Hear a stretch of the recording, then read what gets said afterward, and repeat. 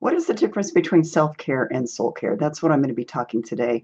I'm Dr. Katherine Kelly. I'm a holistic health psychologist, soul healing specialist, and I do a little wellness work as well. So I don't personally see how we can separate any of the wellness piece from psychological health or holistic health or the soul health. And so I'm going to talk a little bit today about the difference between self-care and soul care. Now, I'm going to tell you a story that I was a little shocked by, honestly, and it was right before the pandemic that this happened. So I have been working with a physician client, and I've been working with her already for a couple of years. Burnout, stress, family stuff, all, life, basically. And one of the questions that I ask on my intake form is, what do you do for self-care? And I ask that as part of the intake that I do, the verbal intake, as a psychologist. And it was interesting because 2 years later, right before the pandemic, she was in my office and she says, I have a confession to make. And she's a physician. She does wellness work, holistic, she does health kind of care. And she said, I have a confession to make. 2 years ago, when you asked me, what do I do for self care? I didn't even really know what it was. I didn't know how to answer. That's why I stumbled. And she was talking and she said, in the last couple of years, I've figured out what you've meant. Now, I was a little bit shocked, both because she was a physician and I'm thinking, wow, okay, she does wellness work, she does health work. I've taught physicians, I've taught medical students, I've taught nursing students. It was one of those really interesting things where it shocked me that she had never really heard the word self-care. But, the other thing that I know is that healing professionals oftentimes, what I say, have a protocol for everything but themselves. So they're taught to help others, but they don't really know how to help themselves oftentimes. I also think that personally, I think there's a big difference between self care and soul care. And I'm going to get to that because I think that is a very core part of how we heal as well as how we thrive and survive because our lives are filled with human condition kinds of issues. Our world is very chocked full with many, many situations, stressors, family stressors, work stressors, health stressors, whatever it might be, country stressors, world stressors, that basically affect us, and we forget to take care of ourselves, and most importantly, we forget to take care of our souls. So, the difference, I think, between self care is a lot of people, when we think of self care, we think about, okay, we need to exercise, we need to get some just general physical activity, we need to get some nutrition, we need to get good sleep. It's basically health related things. So, it's all the things that we tell ourselves we need to do, and many of us still don't do them for various reasons, whether it's time, whether it's motivation, whether it's you've never really been brought up to do those kinds of things. You could have also been taught that it is selfish to take care of yourself. That is a big one that I hear particularly from women. And so it's one of those things where, I spend a lot of my time in psychotherapy sessions teaching about self-care. But I go further than talking about self-care. I talk about soul care. So where self-care is much more about kind of the mind-body kind of thing, all of the branches of human condition, all of the different things, the psychological health, social health, environmental health, physical health, all of those. Soul care to me goes deeper in that when a person really starts to understand who they are, they start to understand that their individual soul, the essence of who they are, might need something different than the vast majority of people. And so it might be one of those things for you where as you get to know your soul, which I'm all about the soul, I'm all about teaching the soul, I'm about teaching soul health. That is my thing. That's who I am.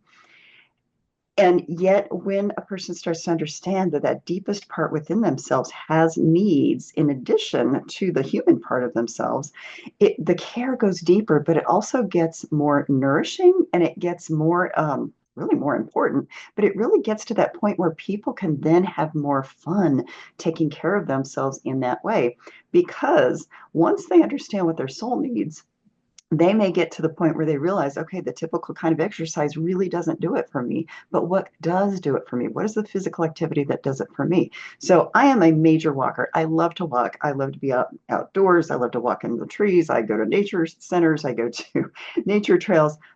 A lot of people don't like that. A lot of people don't like to be outside. That's okay. Other people love to go to the gym. personally, I don't love going to gyms. There's too much metal, there's too much noise, there's too much distraction, too many people. I want to be among trees. That is my form of soul care when it comes to physical activity.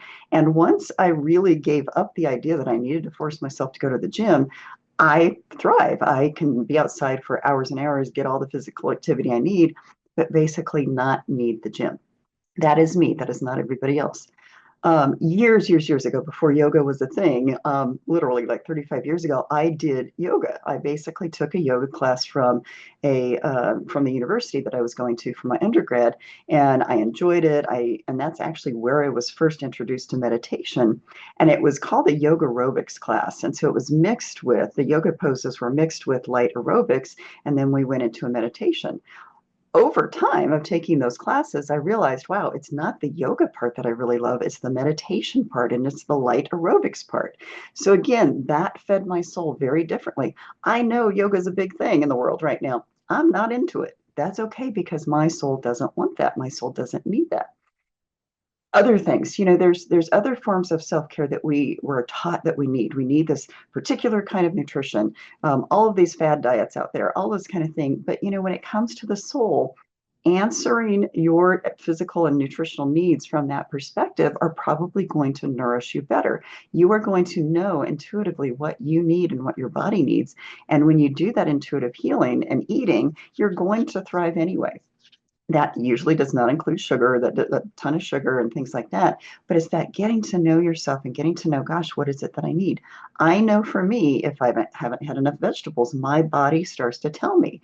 If I haven't had enough fruit, if I'm kind of vitamin deficient, meaning I just haven't had a variety of foods in my diet for the last few days, my body starts to tell me, wow, okay, I really need to get some nutrients. But that's because I know my soul. That's because I know that the essence of who I am, and I know what it is that I need. Travel for me. I am a travel person. I'm a travel bug. I have to have travel in my life. Otherwise, I start to feel stagnant and I call it twitchy. I start to get a little twitchy, like, oh, okay, I need a trip. Other people don't need that. So you have to start to understand that there's the physical, emotional, social kind of self-care things that we all need to do as humans. But in addition to that, if you can go deeper and understand, okay, but in particular, what is it that my soul needs to thrive? What is it that I need to do?